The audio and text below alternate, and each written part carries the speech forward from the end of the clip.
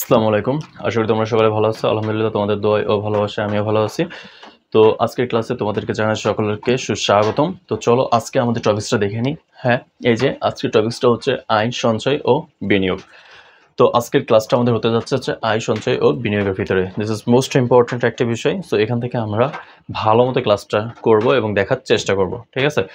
তো আয়, সঞ্চয়, বিনিয়োগ, এখান থেকে সর্বপ্রথম আমাদেরকে তিনটি সংজ্ঞা আগে জানতে হবে। আয় কাকে বলে, সঞ্চয় কাকে বলে এবং বিনিয়োগ কাকে বলে। আয় কাকে বলে? উৎপাদনের কোনো উপকরণ ব্যবহারের জন্য এটির উৎপাদনকারী বা এটির মালিক যে একটি নির্দিষ্ট সময়ে যে পরিমাণ অর্থ পেয়ে থাকে তাকে হচ্ছে আয় বলে।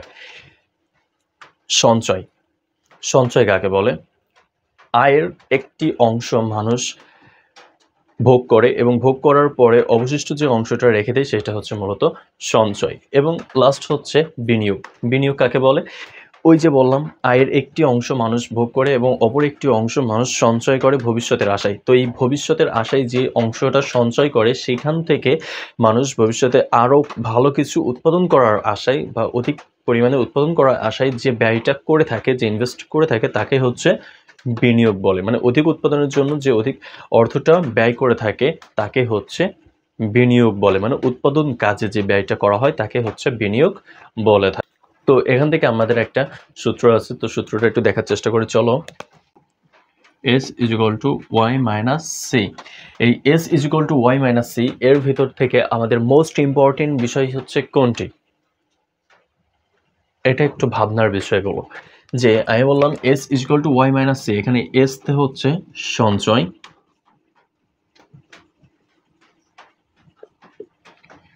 y তে আয়, c তে ভোগ।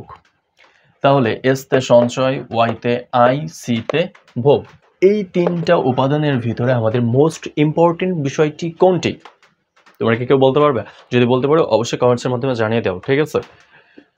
তো হ্যাঁ, এখানে মোস্ট ইম্পর্টেন্ট বিষয়টি হচ্ছে ওয়াই। ওয়াই মিনস আয়।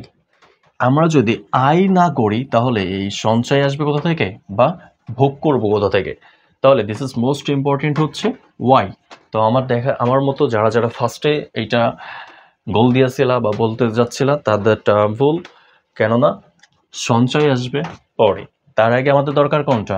আয়। সো আয় যদি আমি করতে না পারি তাহলে বলো আমরা সেখান থেকে সঞ্চয়ও করতে পারবো না, আবার ভোগও করতে পারবো না। তো মোস্ট ইম্পর্টেন্ট বিষয় কোনটি? সেটা হচ্ছে আয়। কারণ মানুষ হচ্ছে উৎপাদনকারীর যে উপকরণটির মাধ্যমে একটা নির্দিষ্ট সময় ওই উৎপাদনকারী বা এটির মালিক যে অর্থ পেয়ে থাকে সেইটা হচ্ছে মূলত আয়।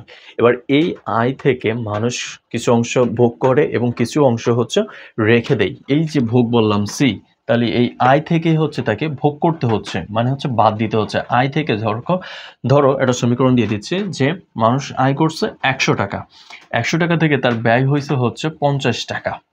এখন এই যে 100 টাকা থেকে তাই ব্যয় করছে 50 টাকা, বাকি থাকে হচ্ছে 50। এই 50টা তার হচ্ছে এস, মানে হচ্ছে সঞ্চয়।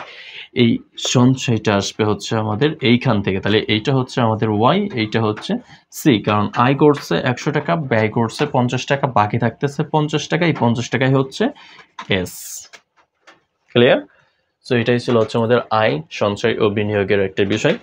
তো ক্লাসটা কার কাছে কেমন লেগেছে অবশ্যই কমেন্টসের মাধ্যমে জানিয়ে দিবা, এবং ভালো থাকলে তো অবশ্যই তুমি তোমার বন্ধুদের মাঝে এটা শেয়ার করে ছড়িয়ে দিবা।